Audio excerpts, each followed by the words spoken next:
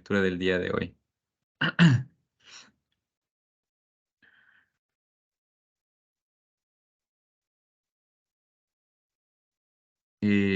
¿Pueden ver la pantalla? Sí, sí se ve. Muy bien, estamos entonces en la declaración de Mason, o de Masón, como queramos decirle. Bien, Carlos, no sé si nos podrías ayudar, por favor, leyendo esta partecita. Seguro. Enseguida se escuchó, pero apenas, a Mason, quien declaró que yo era un hombre honrado, y que diría más, era un hombre bueno.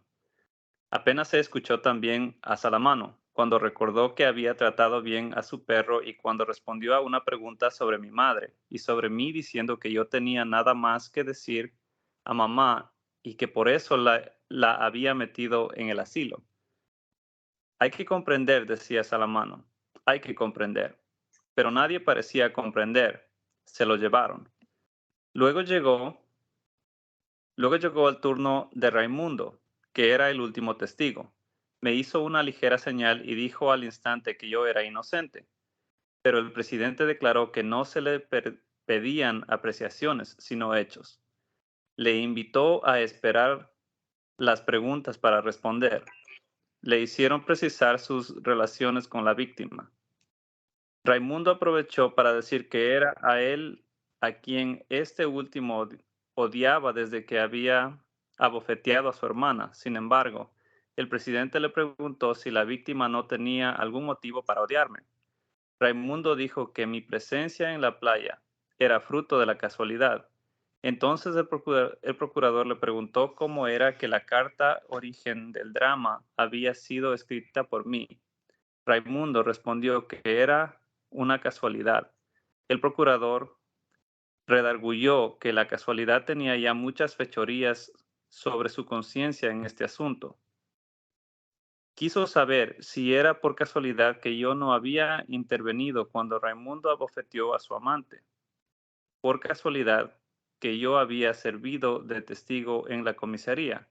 Por casualidad aún que mis declaraciones con motivo de ese testimonio habían resultado de pura complacencia. Para concluir, preguntó a Raimundo cuáles eran sus medios de vida y cómo el último respondiera. Guarda almacén. El abogado general declaró a los jurados que el testigo ejercía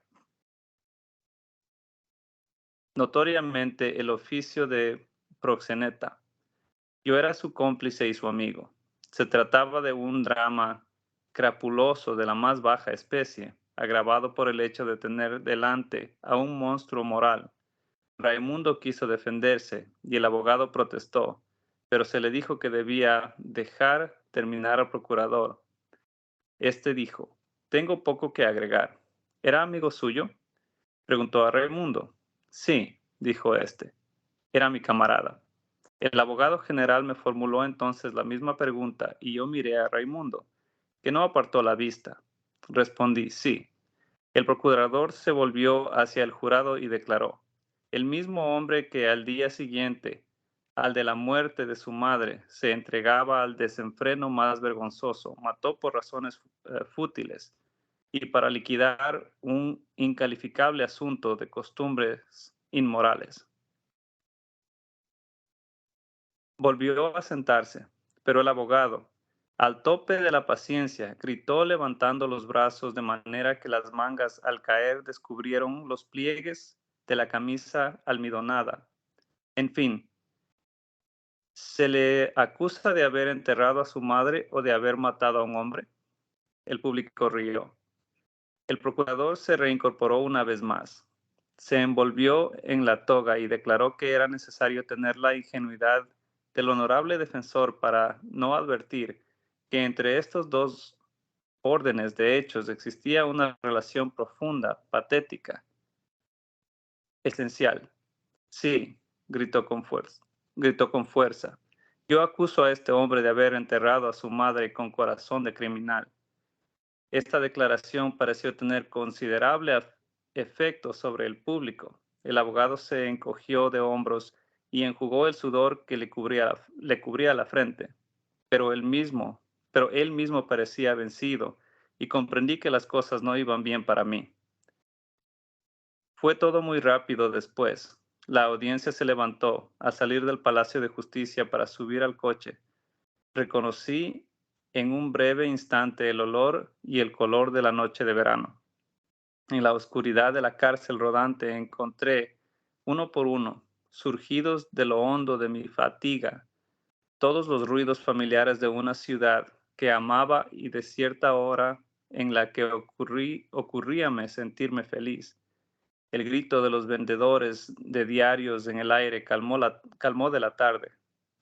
Los últimos pájaros en la plaza, el pregón de los vendedores de emparedados, la queja de los tranvías en los recodos elevados de la ciudad y el rumor del cielo antes de que la noche caiga sobre el puerto. Todo esto recomponía para mí un itinerario de ciego que conocía bien antes de entrar a la cárcel. Sí, era la hora en la que hace ya mucho tiempo me sentía contento. Entonces me esperaba siempre un sueño ligero y sin pesadillas. Y sin embargo, había cambiado, pues a la espera del día siguiente fue la celda lo que volví a encontrar, como si los caminos familiares trazados en los cielos de verano pudiesen conducir tanto a las cárceles como a los sueños inocentes. Gracias, Carlos. Muy bien, terminamos el 3 y entramos al 4. Mamá, no sé si nos podría ir leyendo, porfa. Que sí. Aún en el banquillo de los acusados es siempre interesante oír hablar de uno mismo. Durante los alegatos del procurador y del abogado puedo decir que se habló mucho de mí y quizá más de mí que de mi crimen. ¿Eran muy diferentes, por otra parte, esos alegatos? El abogado levantaba los brazos y defendía mi culpabilidad, pero con excusas. El procurador tendía las manos y denunciaba mi culpabilidad, pero sin excusas. Una cosa, empero, me molestaba vagamente. Pese a mis preocupaciones, estaba a veces tentado a intervenir y el abogado me decía entonces, cállese, conviene más para la defensa. En cierto modo, parecían tratar el asunto prescindiendo de mí. Todo se desarrollaba sin mi intervención. Mi suerte se decidía sin pedirme la opinión. De vez en cuando sentía deseos de interrumpir a todos y decir, pero al fin y al caso, ¿quién es el acusado? Es importante ser el acusado y yo tengo algo que decir, pero pensándolo bien no tenía nada que decir. Por otra parte, debo reconocer que el interés que uno encuentra en atraer la atención de la gente no dura mucho. Por ejemplo, el alegato del procurador me fatigó muy pronto. Solo me llamaron la atención o despertaron mi interés fragmentos, gestos o tiradas enteras, pero separadas del conjunto. Si he comprendido bien el fondo de su pensamiento, es que yo había premeditado el crimen. Por lo menos trato de demostrarlo. Como él mismo decía, lo probaré, señores, y lo probaré doblemente, bajo la deslumbrante claridad de los hechos. En primer término y enseguida, en la oscura iluminación que me proporcionará la psicología de esta alma criminal. Resumió los hechos a partir de la muerte de mamá. Recordó mi insensibilidad, mi ignorancia sobre la edad de mamá, el baño del día siguiente con una mujer, el cine, Fernandel y por fin el retorno con María. Necesité tiempo para comprenderle en ese momento porque decía su amante y para mí ella era María. Después se refirió a la historia de Raimundo. Me pareció que su manera de ver los hechos no carecía de claridad. Lo que decía era plausible. De acuerdo con Raimundo, yo había escrito la carta que debía traer al amante y entregarla a los malos tratos de un hombre de dudosa moralidad. Yo había provocado en la playa de los adversarios de Raimundo. en la playa a los adversarios de Raimundo. Este había resultado herido. Yo le había pedido el revólver. Había vuelto solo para utilizarlo. Había batido al árabe, tal como lo tenía proyectado. Había disparado una vez. Había esperado. Y para estar seguro de que el trabajo estaba bien hecho, había disparado aún 4 balas, serenamente, con el blanco asegurado de una manera en cierto modo premeditada. Y bien, señores, dijo el abogado general, acabo de reconstruir delante de ustedes el hilo de acontecimientos que condujo a este hombre a matar con pleno conocimiento de causa. Insistió en esto. Dijo, pues no se trata de un asesino común, de un acto irreflexivo que ustedes podrían considerar atenuado por las circunstancias. Este hombre, señores, este hombre es inteligente. Ustedes le han oído, ¿no es cierto? Sabe contestar, conoce el valor de las palabras, y no es posible decir que ha actuado sin darse cuenta de lo que hacía. Gracias, mamá. Ya. Nieves, quizás nos puedes ayudar, por favor. Sí, claro. Gracias.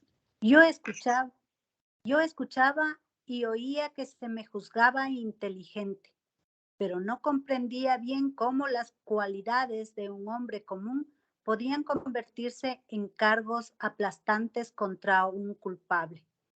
Por lo menos era esto lo que me chocaba y no escuché más al procurador hasta el momento en que le oí decir, ¿acaso ha demostrado por lo menos arrepentimiento? Jamás, señores. Ni una sola vez en el curso de la instrucción este hombre ha parecido conmovido por su abominable crimen. En ese momento se volvió hacia mí, me señaló con el dedo y continuó abrumándome sin que pudiera comprender bien por qué. Sin duda no podía dejar de reconocer que tenía razón. No lamentaba mucho mi acto, pero tanto encarnecimiento me asombraba. Hubiese querido tratar de explicarle cordialmente, casi con cariño, que nunca había podido sentir verdadero pesar por cosa alguna. Estaba absorbido siempre por lo que iba a suceder, por hoy o por mañana. Pero naturalmente, en el estado en que se me había puesto, no podía hablar a nadie en ese tono. No tenía derecho de mostrarme afectuoso, ni de tener buena voluntad. Y traté de escuchar otra vez porque el procurador se puso a hablar de mi alma. Ya no veo. Ya. Decía que se había acercado a ella y que no había encontrado nada.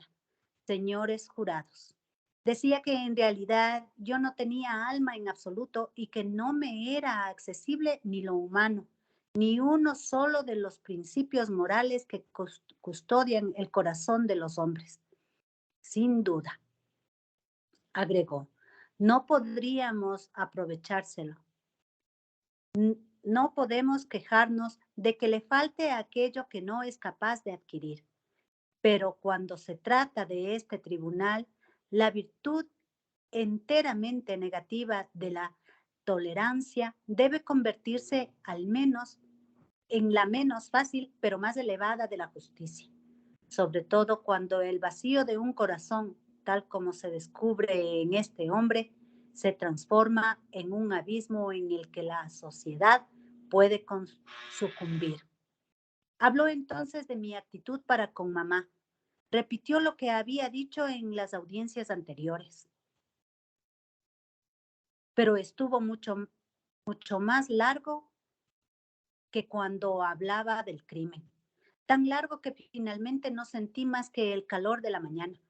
Por lo menos hasta el momento en que el abogado general se detuvo y después de un momento de silencio volvió a comenzar con voz muy baja y muy penetrante. Este mismo tribunal, señores, va a juzgar mañana el más abominable de los crímenes, la muerte de un padre. Según él, la imaginación retorcida ante este atroz atentado Osaba esperar que la justicia de los hombres castigaría sin debilidad, pero no temía decirlo. El horror que le inspiraba este crimen cedía casi frente al que sentía delante de mi insensibilidad. Siempre, según él, un hombre que mataba moralmente a su madre se sustraía de la sociedad de los hombres por el mismo título que el que levantaba la mano asesina sobre el autor de sus días. En todos los casos, el primero preparaba los actos del segundo y en cierto modo los anunciaba y los legitimaba. Estoy persuadido, señores, agregó alzando la voz, de que no encontrarán ustedes demasiado audaz mi pensamiento si digo que el hombre que está sentado en este banco es también culpable de la muerte que este tribunal deberá juzgar mañana. Debe ser castigado en consecuencia. Aquí el procurador se enjugó el rostro brillante de sudor. Dijo, en fin, que su deber era penoso, pero que lo cumpliría finalmente. Declaró que yo no tenía nada que hacer en una sociedad cuyas reglas más esenciales desconocía y que no podía invocar al corazón humano cuyas reacciones elementales ignoraba. Os pido la cabeza de este hombre, dijo, y os la pido con el corazón tranquilo, pues si en el curso de mi ya larga carrera me ha tocado reclamar penas capitales, nunca tanto como hoy he sentido este penoso deber compensado, equilibrado, iluminado por la conciencia de un imperioso y sagrado mandamiento y por el horror que siento delante del rostro de un hombre en el que no leo más que monstruosidades. Gracias, Nieves. Sammy, no sé si nos puedes ayudar, por favor. Sí. Gracias. Cuando el procurador volvió a sentarse, hubo un momento de silencio, bastante largo.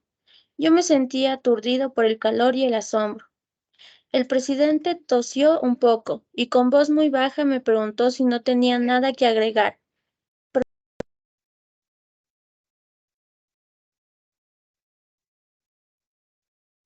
Me levanté y como tenía deseos de hablar, dije, un poco al alzar por otra parte que no había tenido intención de matar al árabe. El presidente contestó que era una afirmación, que hasta aquí no había comprendido bien mi sistema de defensa y que, antes de oír a mi abogado, le complacería que precisara los motivos que habían inspirado mi acto. Mezclando un poco las palabras y dándome cuenta del ridículo, dije rápidamente que había sido a causa del sol. En la sala hubo risas. El abogado se encogió de hombros e inmediatamente después le concedieron la palabra. Pero declaró que era tarde, que tenía para varias horas y que pedía la suspensión de la audiencia hasta la tarde. El tribunal consintió. Por la tarde, los grandes ventiladores seguían agitando la espesa atmósfera de la sala y los pequeños abanicos multicolores de los jurados se movían todos en el mismo sentido. Me pareció que el alegato del abogado no debía terminar jamás. Sin embargo, en un momento dado, escuché que decía, es cierto que yo maté. Luego continuó en el mismo tono diciendo, cada vez que hablaba de mí, yo estaba muy asombrado. Me incliné hacia un gendarme y le pregunté por qué. Me dijo que me callara y después de un momento agregó, todos los abogados hacen eso. Pensé que era apartarme un poco más del asunto, reducirme a cero y, en cierto sentido, sustituirme. Pero creo que estaba ya muy lejos de la sala de audiencias. Por otra parte, el abogado me pareció ridículo. Alegó muy rápidamente la provocación y luego también habló de mi alma. Pero me pareció que tenía mucho menos talento que el procurador. También yo, dije, me he acercado a esta alma, pero al contrario del eminente representante del Ministerio Público, he encontrado algo y puedo decir que he leído en ella como en un libro abierto. Había leído que yo era un hombre honrado, trabajador, asiduo, incansable, fiel y a la casa que me empleaba, querido por todos y compasivo con las desgracias ajenas. Para él yo era un hijo modelo que había sostenido a su madre tanto tiempo como había podido. Finalmente, había esperado en una casa de retiro, daría a la anciana las comodidades que mis medios no me permitían procurarle. Me asombra, señores, agregó, que se haya hecho tanto ruido alrededor del asilo, pues en fin, si fuera necesario dar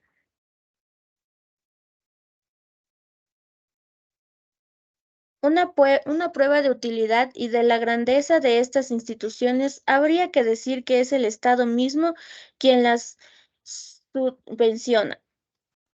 Pero no hablo del entierro, y advertí que fallaba en su alegato como consecuencia de todas estas largas frases, de todos estos días y horas interminables, durante las cuales se había hablado de mi alma. Tuve la impresión de que todo se volvía un agua incolora en lo que encontraba el vértigo. Gracias, Ami. Jonathan, ¿no se nos puede ayudar, porfis? Al final, solo recuerdo que desde la calle y a través de las salas y de los estrados, mientras el abogado seguía hablando, oí sonar la corneta de un vendedor de helados. Fui asaltado por los recuerdos de una vida que ya no me pertenecía más, pero en el que había encontrado las más pobres y las más firmes de mis alegrías. Los dolores de verano, el barrio que amaba, un cierto cielo de la tarde, la risa y los vestidos de María. Me subió entonces a la garganta toda la inutilidad de lo que estaba haciendo en ese lugar, y no tuve sino una urgencia, que terminaran cuanto antes para volver a la celda a dormir. Apenas oí gritar al abogado para concluir que los jurados no querrían enviar a la muerte a un trabajador honrado, perdido por un minuto de extravío, y aducir las circunstancias atenuantes de un crimen cuyo castigo más seguro era el remordimiento eterno que arrastraba ya. El tribunal suspendió la audiencia y el abogado volvió a sentarse con aspecto agotado, pero sus colegas se acercaron a él para estrecharle la mano. Oí decir, magnífico, querido amigo. Uno de ellos hasta pidió mi aprobación. ¿No es cierto?, me dijo. Asentí, pero el cumplido no era sincero porque yo estaba demasiado cansado.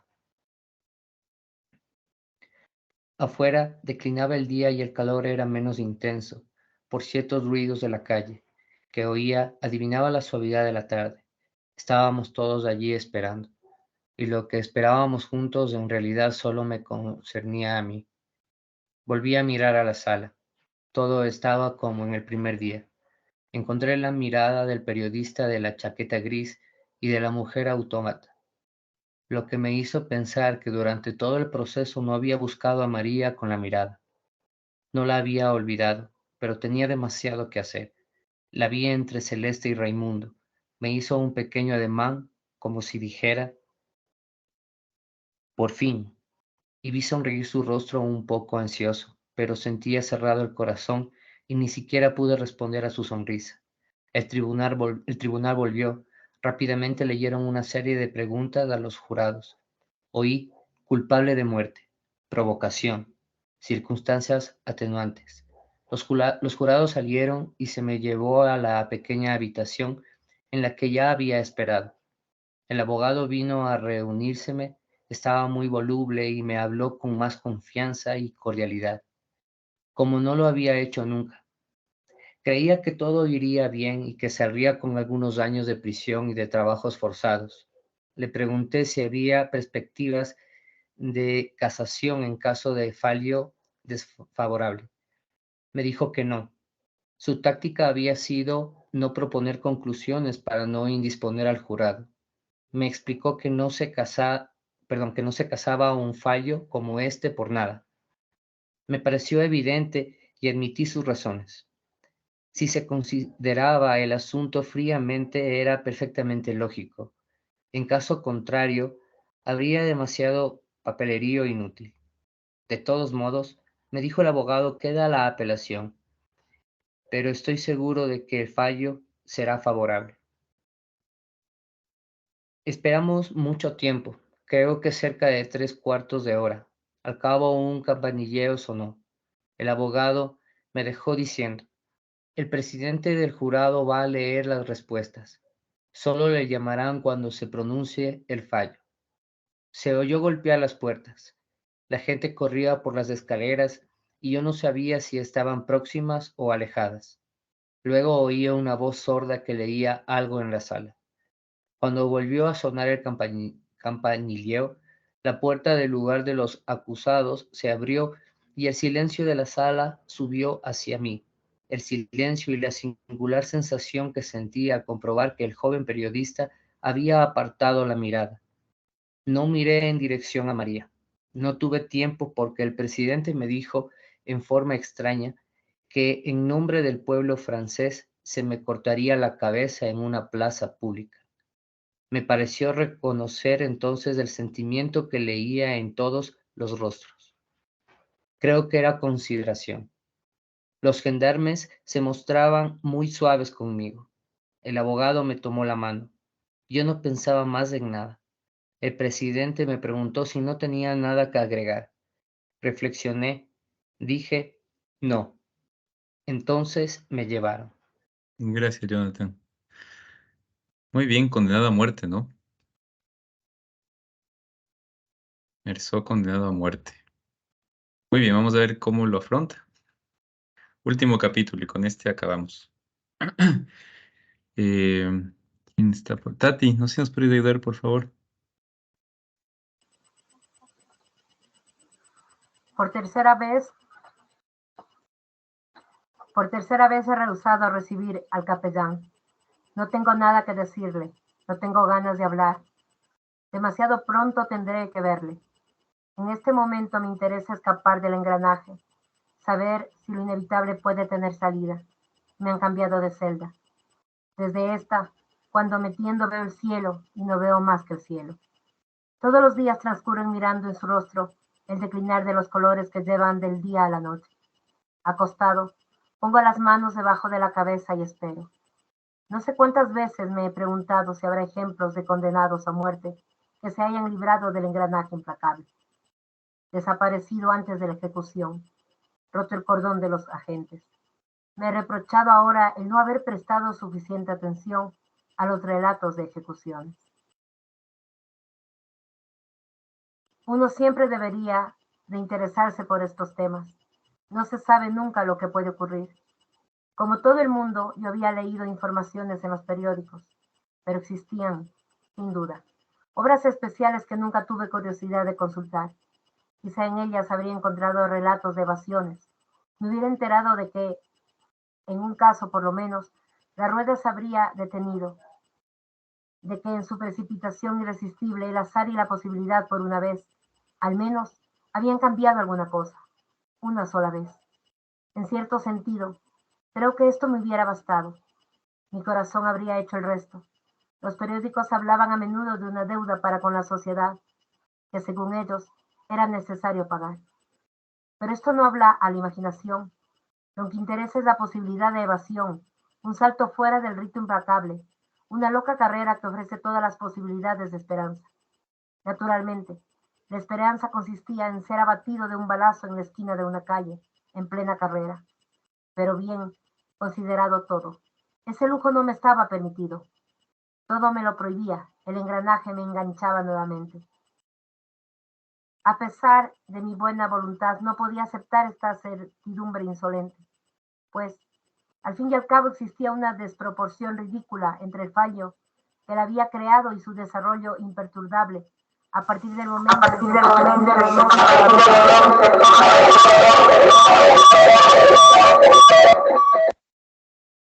Perdón. Volvamos otra vez, Tati, por favor. Ya. A pesar de mi buena voluntad, no podía aceptar esta certidumbre insolente, pues al fin y al cabo existía una desproporción ridícula entre el fallo de la que había creado y su desarrollo imperdurable a partir del momento en que el fallo había sido pronunciado. El hecho de haber sido leída la sentencia a las 20 en lugar de las 17, el hecho de que hubiera podido ser otra de que había sido dictada por hombres que cambiaron la ropa interior, de que había sido dada en nombre de una noción tan imprecisa como la del pueblo francés, o alemán o chino. Me parecía que todo quitaba mucha seriedad a la decisión. Empero, me veía obligado a reconocer que, a partir del momento en que había sido dictada, sus efectos se volvían tan reales y tan serios como la presencia del muro contra el que aplastaba mi cuerpo en toda su extensión. Recordé en esos momentos una historia que mamá me contaba a propósito de mi padre. Yo no le había conocido. Todo lo que había de concreto sobre este hombre era quizá lo que me decía mamá. Había ido a ver ejecutar a un asesino. Se sentía enfermo con la simple perspectiva de ir. Fue, sin embargo, y al regreso había estado vomitando parte de la mañana. Mi padre me producía un poco de repugnancia entonces. Ahora comprendo que era tan natural. ¿Cómo no advertí que no había nada más importante que una ejecución capital y que en cierto sentido era aún la única cosa realmente interesante para un hombre? Si alguna vez saliera de esa cárcel, iría a ver todas las ejecuciones capitales. Creo que me hacía mal pensar en tal posibilidad, pues ante la idea de verme libre una mañana temprano, detrás de un cordón de agentes, de alguna manera del otro lado, ante la idea de ser el espectador que viene a ver y que podrá vomitar después. Una ola de alegría envenenada me subía al corazón, pero no era razonable. Hacía mal en abandonarme a estas suposiciones, porque un instante después sentía un frío tan atroz que me encogía bajo la manta. Los dientes me castañaban sin que pudiera evitarlo. Pero, naturalmente, no siempre se puede ser razonable. Otras veces, por ejemplo, hacía proyectos de ley, reformaba las penas. Me había dado cuenta de que lo esencial era darle una posibilidad al condenado. Una sola entre mil bastaba para arreglar muchas cosas. Y me parecía que podía encontrarse alguna combinación química cuya absorción mataría al paciente. El paciente, pensaba yo. 9 veces sobre 10. La condición sería que él lo sabría. Pues pensándolo bien, considerando las cosas con calma, comprobaba que lo defectuoso de la cuchilla era que no dejaba ninguna posibilidad, absolutamente ninguna. En suma, la muerte del paciente había sido resuelta de una vez por todas. Era un asunto archivado, una combinación definitiva, un acuerdo decidido sobre el cual no se podía volver a discutir. Si por alguna eventualidad inesperada el golpe fallaba, se volvía a empezar. En consecuencia, lo fastidioso era que el condenado tenía que desear el buen funcionamiento de la máquina. He dicho que es el lado defectuoso. Es verdad, en un sentido, pero en otro sentido me veía obligado a reconocer que ahí estaba todo el secreto de una buena organización. En suma, el condenado estaba obligado a colaborar moralmente. Por su propio interés, todo debía marchar sin tropiezos. Gracias, Tati. Kelly, ¿nos puedes ayudar, por favor?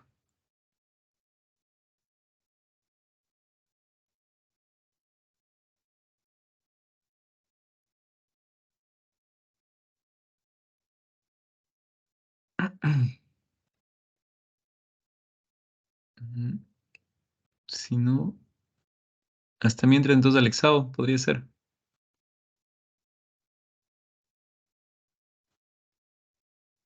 Sí, sí, claro. Gracias. A ver. Me veía obligado a comprobar también que hasta aquí había tenido sobre estos temas ideas que no eran acertadas. Durante mucho tiempo, no sé por qué, creí que para ir a la guillotina era necesario subir a un cadalso, trepar por escalones. Creo que fue por la revolución de 1789. Quiero decir, por todo lo que me habían enseñado o hecho ver sobre estos temas. Pero una mañana recordé que había visto una fotografía publicada por los periódicos con motivo de una ejecución de resonancia. En realidad, la máquina estaba colocada en el suelo mismo, en la forma más simple del mundo. Era mucho más angosta de lo que yo creía.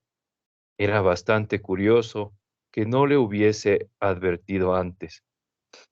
La máquina me había llamado la atención y en el cliché por su aspecto de obra de precisión, concluida y reluciente. Uno se forma siempre ideas exageradas de todo lo que no conoce. Ahora debía comprobar, por el contrario, que todo era muy sencillo. La máquina está al mismo nivel del hombre que camina hacia ella. El hombre se reúne con ella tal como camina al encuentro con una persona. En cierto sentido, también esto era fastidioso. La subida al al cadalso, con el ascenso en pleno cielo, permitía a la imaginación aferrarse, mientras que aquí la mecánica aplastaba todo, mataban a uno discretamente con un poco de vergüenza y mucho de precisión.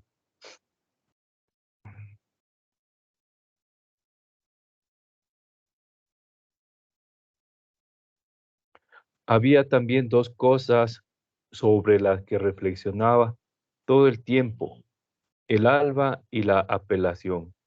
Sin embargo, razonaba y trataba de no pensar más en ellas. Me tendía, miraba al cielo y me esforzaba por interesarme. Se volvía verde. Era la noche. Hacía aún un esfuerzo para desviar el curso de mis pensamientos. Oía el corazón. No podía imaginar que aquel leve ruido que me acompañaba desde hace tanto tiempo pudiese cesar nunca. Nunca he tenido verdadera imaginación. Sin embargo, trataba de construir el segundo determinado en que el latir del corazón no se prolongaría más en mi cabeza, pero en vano. El alba o la apelación estaban allí.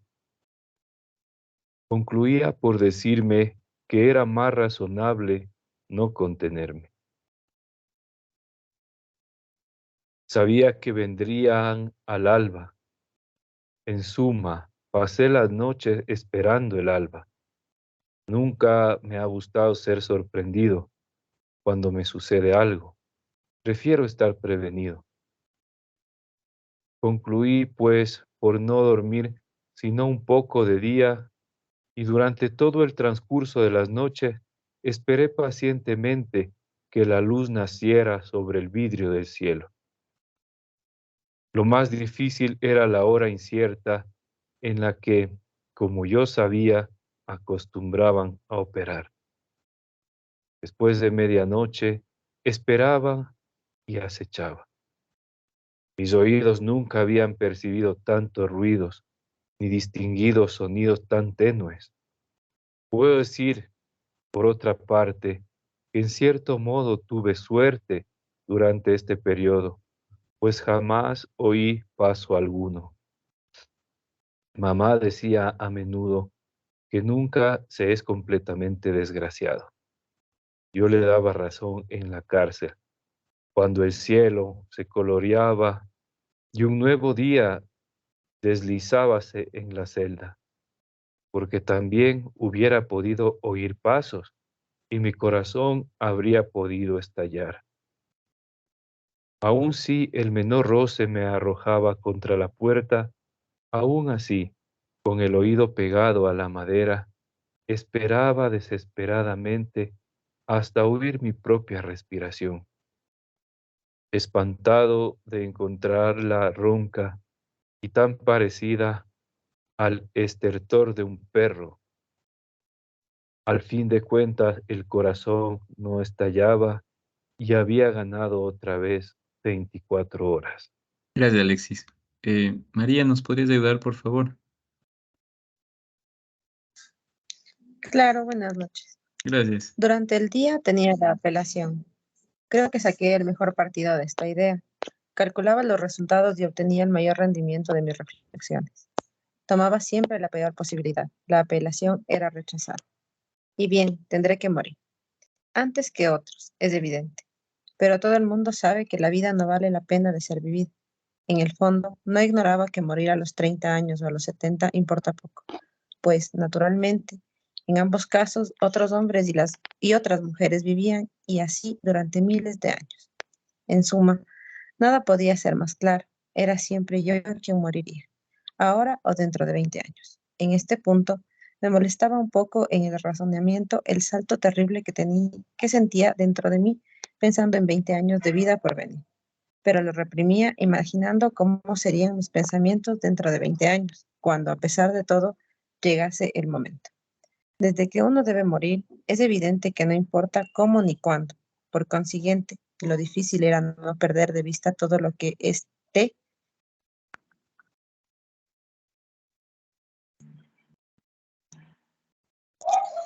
por consiguiente, representaba en el razonar. Por consiguiente, debía aceptar el rechazo de la apelación. En este momento, únicamente en este momento, tenía, por así decir, el derecho, me concedía en cierto modo el permiso de considerar la segunda hipótesis. Me indultaba. Era fastidioso tener que dominar la fogosidad del impulso de la sangre y del cuerpo que me hacía arder los ojos con una alegría insensata. Era necesario dedicarme a ahogar el grito, a analizarlo.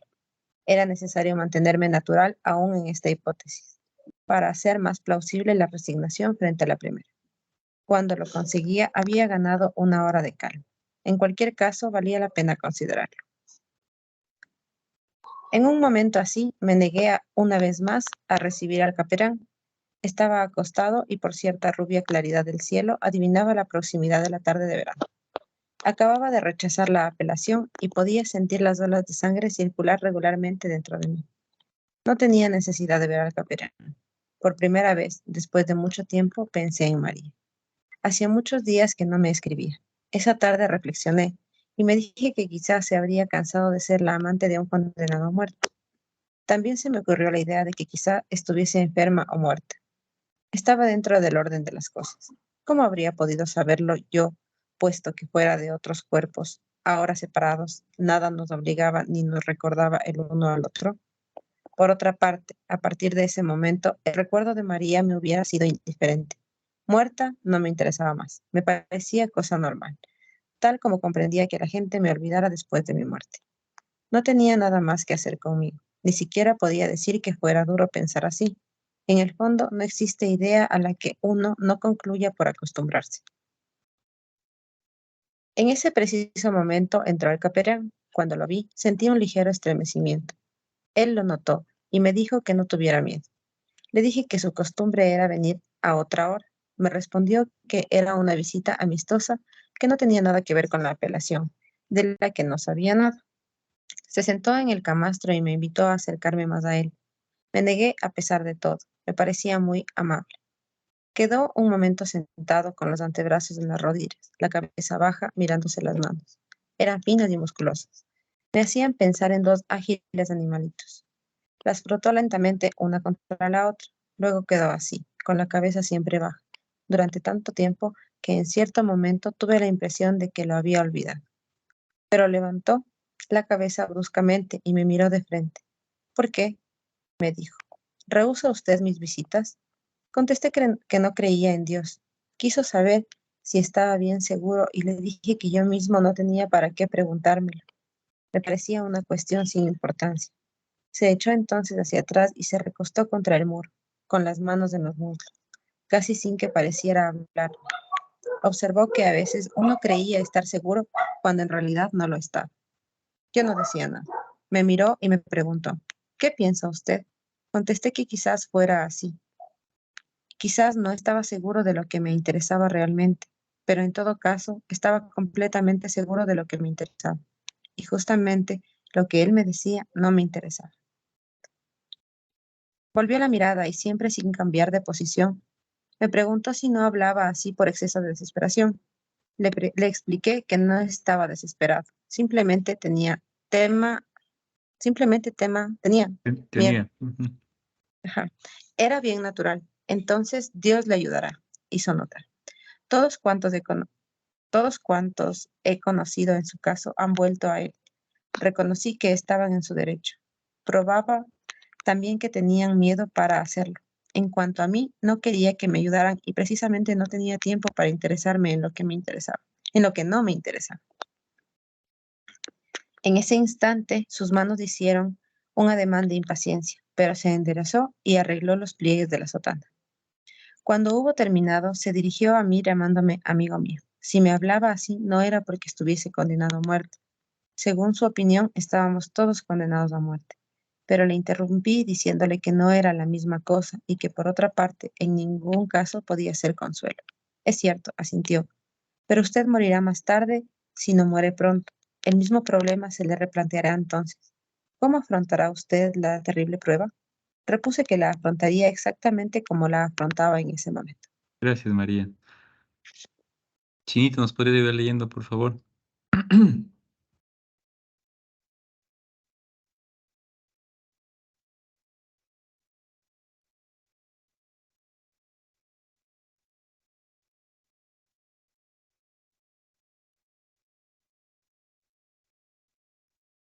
¿Dónde está? Bueno. Nati, quizá tú en vez de Braulio, por favor. Claro, ¿en qué Gracias. parte estás? Ante estas Ante palabras. estas palabras se levantó, Uy, perdón, perdón. No, yo me fui. Ahí estamos. ante estas palabras se levantó y se miró directamente, perdóname, voy a apagar la cámara, ¿ya? Dale. Ante estas palabras se levantó y se miró directamente a los ojos. Es un juego que conozco bien. Me divertí a menudo haciéndolo con Manuel o Celeste, y generalmente eran ellos quienes apartaban la mirada. También el capellán conocía bien el juego. Lo comprendí enseguida. Su mirada no vaciló y su voz tampoco vaciló cuando me dijo: ¿No tiene usted, pues, esperanza alguna y viví pensando que va a morir por entero? Sí, le respondí. Bajó entonces la cabeza y volvió a sentarse. Me dijo que me compadecía.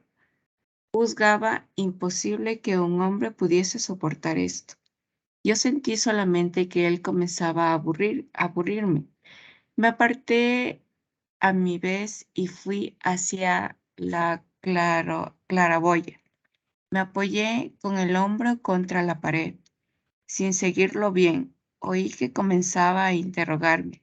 Otra vez, hablaba con voz inquieta y apremiante. Comprendí que estaba emocionado y le escuché con más atención. Me decidí que tenía certeza de que la apelación sería resuelta favorablemente, pero que yo cargaba con el peso de un pecado del que debía liberarse. Según él, la justicia de los hombres no significaba nada y la justicia de Dios todo. Hice notar que era la primera la que me había condenado. Me contestó que, mientras tanto, esa justicia no había lavado mi pecado. Le dije que no sabía que era un pecado. Sé que había hecho saber solamente que era culpable, pagaba. No se me podía pedir más.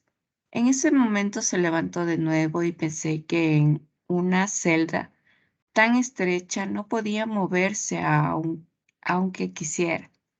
Solo podía sentarse o levantarse.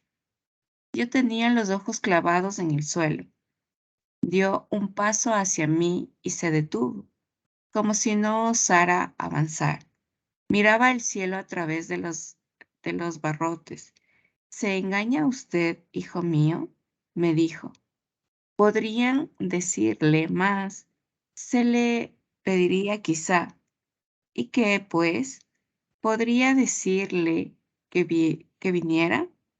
¿Que viera qué? El sacerdote miró alrededor y respondió con voz que me pareció súbitamente muy vencida. Sé que todas estas piedras sudan dolor. Nunca las he mirado sin angustia, pero desde lo hondo del corazón sé que las más desdichados de ustedes han visto surgir de su oscuridad un rostro divino. Se lo pido a usted que vea ese rostro. Me animé un poco. Dije que hacía meses que miraba estas murallas. No existía en el mundo nada ni nadie que conociera mejor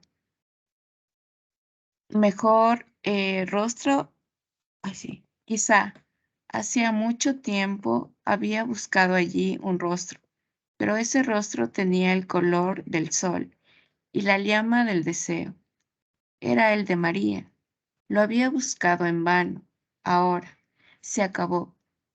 Y, en todo caso, no había visto surgir nada de este sudor de piedra. El capellán me miró con cierta tristeza. Yo estaba ahora completamente pegado a la muralla y el día me corría sobre la frente. Dijo algunas palabras que no oí y me preguntó rápidamente si le permitiría besarme. No, contesté. Se volvió camino hacia la pared y la palpó lentamente con la mano. ¿Ama usted esta tierra hasta este punto?, murmuró. No respondí nada. Gracias, Nati. Ya. Muy bien, nos acercamos ya a la parte final. Creo que voy a leer yo, que soy el que falta. A ver. Quedó vuelto bastante tiempo. Su presencia me pesaba y me molestaba. Iba a decirle que se marchara, que me dejara, cuando gritó de golpe en una especie de estallido, volviéndose hacia mí.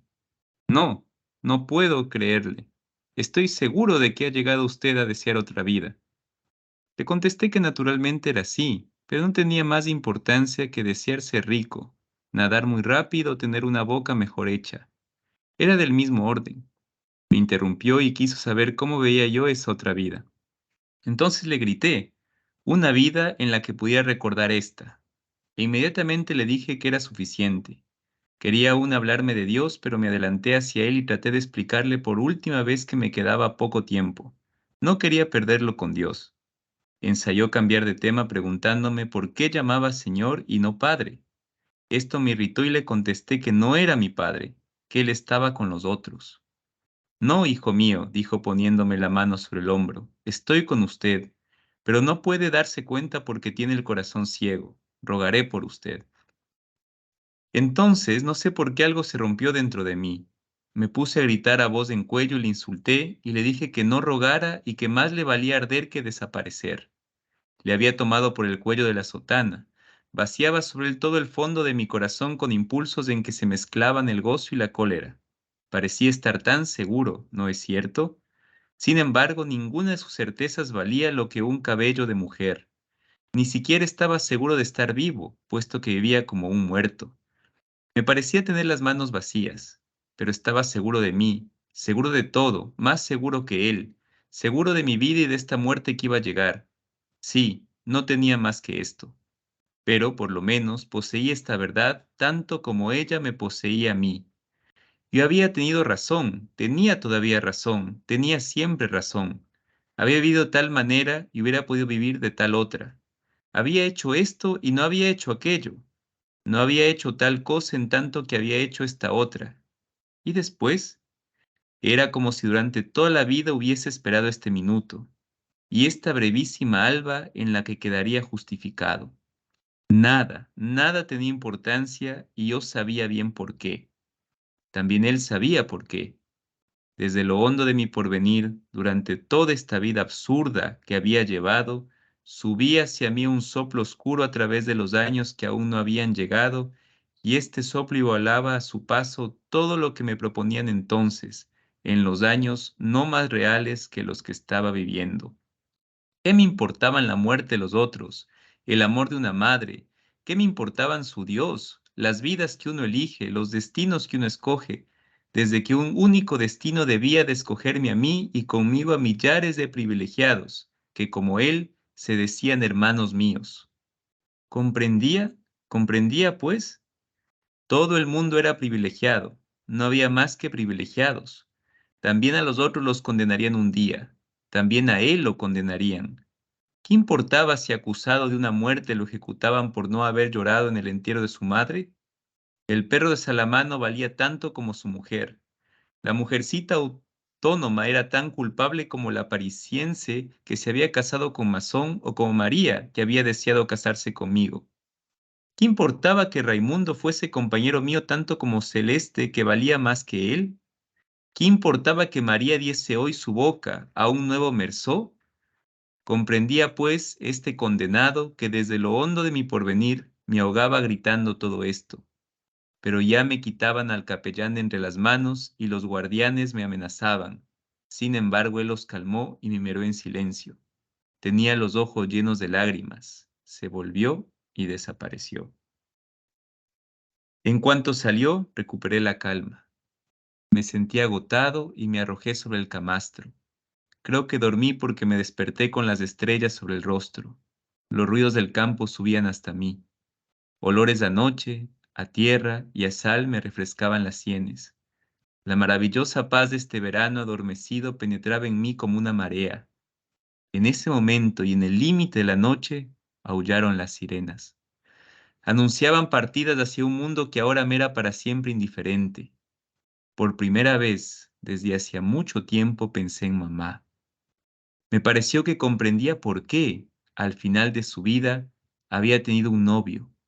¿Por qué había jugado a comenzar otra vez?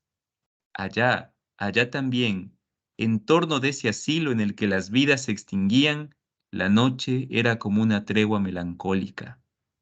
Tan cerca de la muerte, mamá debía de sentirse allí liberada y pronta para revivir todo.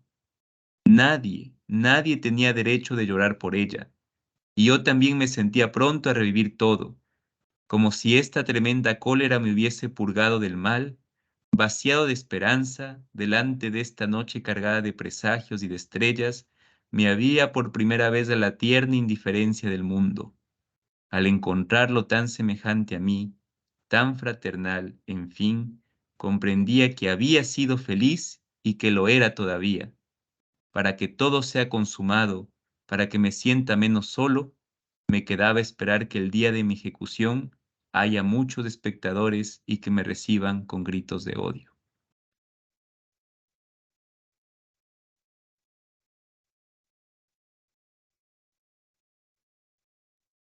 Muy bien, se acabó.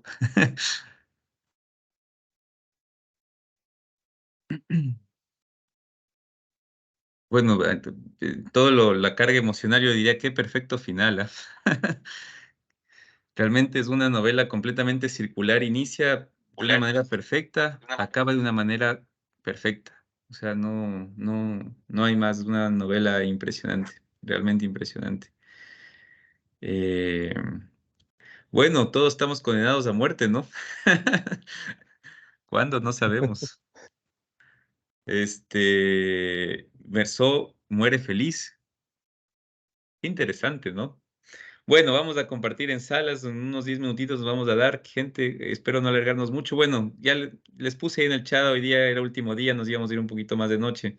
Les pido disculpas por ese lado, pero bueno, vale la pena para recoger lo que vamos sintiendo, pues, ¿no? Así que vamos a hacer salas, yo les voy avisando ahí cuánto tiempo nos va quedando y bueno, para tratar de ir resumiendo lo que hemos leído, ¿no? Déjame ver, Alexis, te puedo mandar, si no ya asignamos de una vez. Sí, ahora sí te puedo mandar. Buenísimo. Entonces, ta. A ver, ya en la sala 2. María, Mayra, Nati. 1, 2, 3, 4, 5. 1, 2, 3, 4. Aquí me falta uno. Mandar a Rick. 1, 2, 3, 4. Bien. 1, 2, 3, 4, 5. Listo. Muy bien. Nos vamos, gente. Los que les sale aceptar, aceptamos y el resto nos quedamos. Ya nos vemos. No sé quiénes se queden, quiénes se van, así que bueno, ya nos veremos con los que se vayan.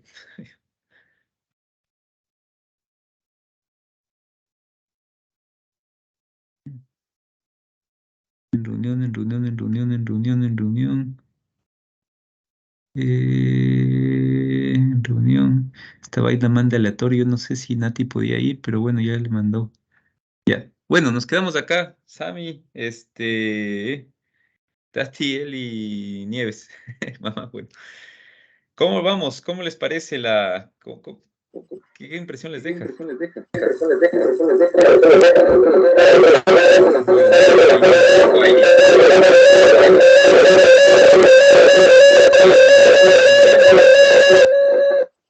Alguien está. Creo que cuando Nieves hable, tiene que apagar el micro, porque Tati y Nieves tienen eco.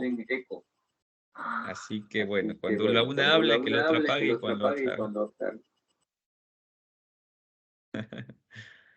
Te escuchamos, Tati, vas a comentar algo. Sí, estaba, a ver, también, que al final es como que se resume para mí toda la obra.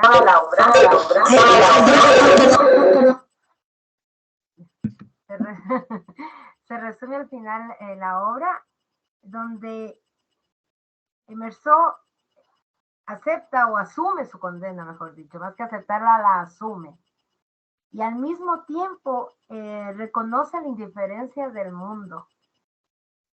Es una indiferencia, y prácticamente, como se repitió ya casi al final, le condenan no por el crimen, sino por ser como es, ¿ya? La gente es indiferente ante el crimen. Bueno, sí, es un hombre que mató a alguien, pero no le da tanto peso como lo que transcurrió a su vida. Entonces yo creo que eso podríamos resumirlo como cuando hay un dicho que dice que cuando haces bien o cuando hablan bien de alguien te recuerdas un ratico, pero cuando hablan mal, así sea mentira o verdad, a la gente no le importa si es mentira o verdad. Cuando hablan mal de alguien se acuerdan toda la vida. Y una cosa mal hecha te condena y pesa más que si hayas hecho 10 bien. Creo que las personas tenemos esa malicia sin darnos cuenta, que cuando alguien hace algo mal, pues están y le achacas y le achacas y le achacas. Es como cuando uno va a dar exámenes o pruebas cuando está pequeño o en el colegio, ¿no? Tienes 10, 20 y tuviste un 0, se borraron tus 20. Te van a decir, pero ¿por qué tuviste el 0? Y cuando tienes un 20 más, un 9 más, ya, qué bien, te felicito, qué bien. La gente tendemos a sentarnos más en las cosas malas de las personas, sino en las cosas buenas. Ahí justamente hay una, ¿cómo se dice? No es parábola, se me fue una fábula de la carpintería, donde empiezan a discutir que el uno cree que es más que el otro, que el martillo dice que es más útil, el clavo es más útil, y al final dicen que solamente los tontos se fijan en las cosas malas de la gente, y solo las personas inteligentes y sabias se fijan en las virtudes de la gente sin achacar las cosas malas. Entonces, para mí, al final, esto es como que resume también porque él asume su condena, él se da cuenta que hizo mal, pero más le llama la atención la indiferencia de la gente, del mundo en general. Gracias, Tati. Muy interesante, ¿no? Mamá. Bueno, a mí realmente me dejó impactada. El final me impactó, o sea, él es condenado a muerte y el análisis que él hace o lo que él siente es que es algo normal, que todos vamos a morir, que esa es la realidad que tenemos, o sea, desde que nacemos esa es nuestra realidad. es que vamos a morir, que todo el mundo va a tener, que todos tenemos o sea, es como que todos deberíamos sentirnos así, que tenemos una muerte anunciada en definitiva, que eso sabemos. Y claro, y él dice, me da igual morir hoy que después de 20 años, lo que sea, o sea, le da lo mismo, es como que es un absurdo el existir, algo así le siento yo. O sea, que no, o que da lo mismo, o sea, eso, o sea, no, algo súper extraño, ¿no? Más bien que la mayor parte nos aferramos a vivir, a cumplir nuestros sueños, pero él dice, le da igual, lo mismo hoy día que dentro de 20 años. Entonces sí me dejó impresionada, e incluso el final cuando dice que espera que tener bastante gente, o sea, bastante testigos el día de su muerte y que todos tengan así como ira, rabia contra él, me deja realmente, no sé qué Mucho. pensar ante eso. Ujú. Gracias, mamá. Sí, yo haciendo un poco eco para no dejar pasar lo que mencionas, bueno, Nieves, Ahí dale, creo que sí puedo hablar, ya no suena feo. ya no suena feo. No, no, no. No oigo. Puedes hablar, Nieves, ¿nos escuchas? Ahí Sí, yo no oigo, no sé si me escuchan. sí. Sí, pero yo no les escucho. Entonces sal y vuélvete a conectar. No sé cómo hacerte entender. Ahorita no les Baja el escucho. volumen, a lo mejor tiene retorno. El volumen, tal vez. No creo. A ver, ¿qué pasó? Cuando me cambié del celular a la computadora, creo que hubo algo que no sé qué hice, pero ¿Nos escuchas o no? yo no les escucho a ustedes, pero ustedes, o sea, sí le escuché hasta Eli, sí le escuché, pero el rato que yo activé para mí, ya no les escuché a ustedes. Pues entonces compártenos. No importa, Nieves. puedo seguir y tal vez después sí, ya. Bueno, sí me sorprende y hasta sentí pena, francamente sentí bastante pena. Parece que cuando los personajes de cualquier libro que hablamos terminan así de una manera como que inconclusa en su vida, sí da tristeza porque pensamos que podía dar más, ¿no? El personaje. Pero yo creo que admiro en él el valor de aceptar lo que vivió, ¿no? Tal y como fue. Él acepta su vida, aceptó sus tristezas, la forma de vivir de él la aceptó y para él estaba bien vivida. Entonces, muchas veces parece que así tenemos la percepción nosotros de que estamos viviendo lo que debemos vivir y lo que nos toca, ¿no? Y frente a la muerte lo que creo es que él, de esto, como decía Elisita, pues que ahora o después de 20 años le daba igual. Tal vez era porque él pensaba que ya vivió lo que tenía que vivir. Al final recordó a la mamá, las cosas que ella le decía y todo, entonces como que sintió que ese es el momento, ese era el momento para irse. Y no se sintió triste, dice que murió feliz, ¿no? O sea, que se entregó a la muerte feliz, porque a nosotros nos pareció en toda la obra que él era indiferente al mundo y a la vida. Pero al final él dice que él sintió al mundo indiferente hacia él. O sea, el mundo era indiferente hacia él. Entonces, esas son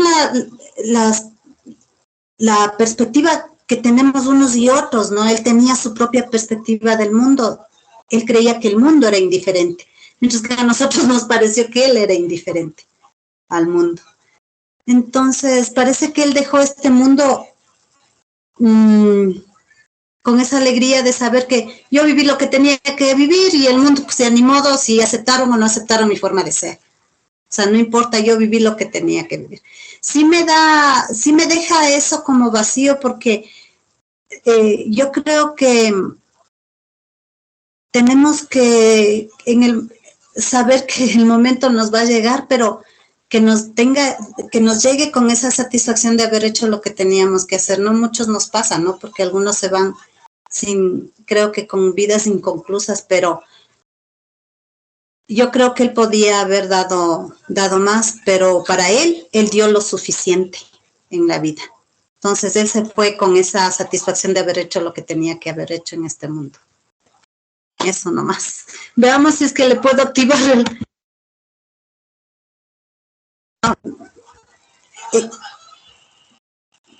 hable, no escucho. Déjame ver un ratito a ver si es que Dani, tal vez, Ahí escuchas. ahí ¿Se me escucha? Ahí sí. puse a activar el audio, pero todavía no les escucho y eso no me da tristeza. A ver, espérenme. Voy a ver aquí.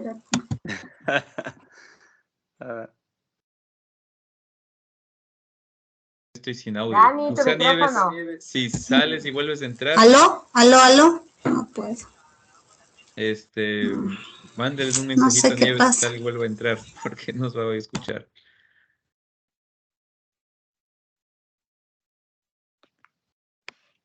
Bueno, con respecto hasta que veamos lo de Nieves, solo quería agregar algo. Parecería que Mersó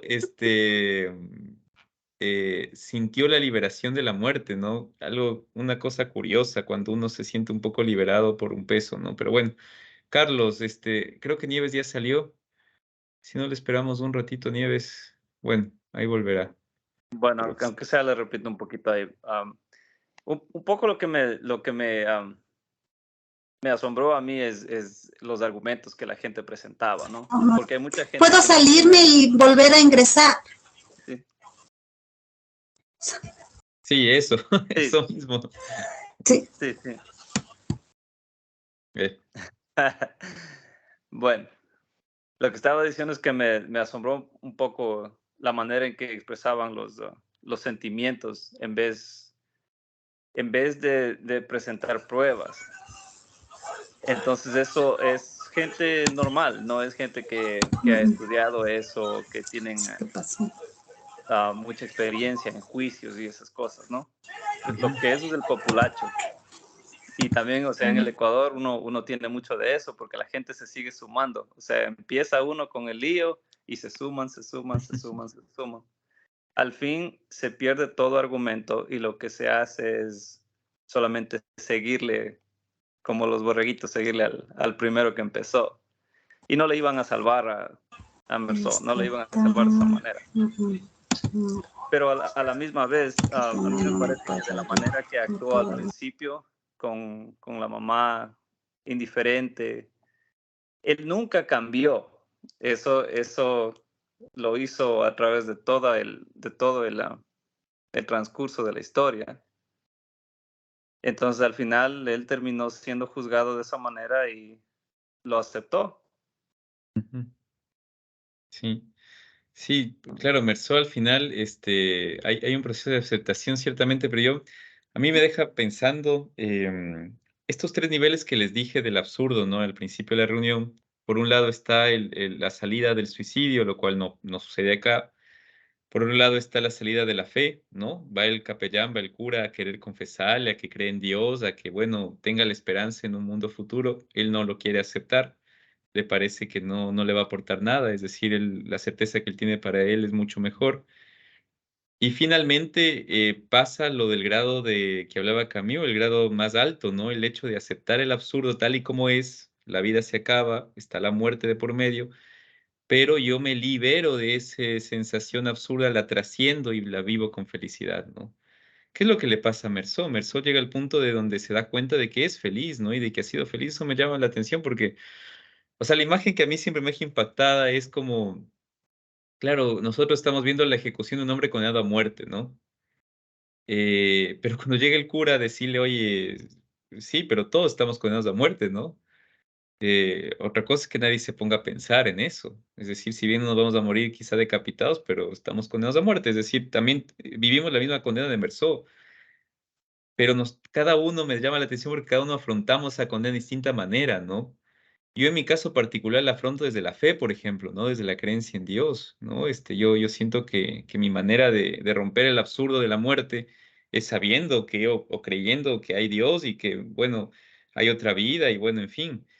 Pero, ¿de qué manera cada uno afronta esa condena? Porque no somos eternos, ¿no? Entonces, sí me deja pensando. Y lo último que quería decir, y para dar el paso a Tati, es el final me parece un final increíble. A mí siempre me parece exquisito lo que dijo, lo que propone Camus, porque no dice, pues, y ojalá que la gente tenga compasión, sino que la gente es así como, ojalá que termine odiándome la gente, ¿no? Claro, es la soledad completa del absurdo, porque el hecho de que alguien le tenga compasión ya es crear un vínculo. O sea, ya es generar una especie de vinculación con alguien, ¿no? Aquí estamos asistiendo a la soledad completa de él y él mismo, ¿no?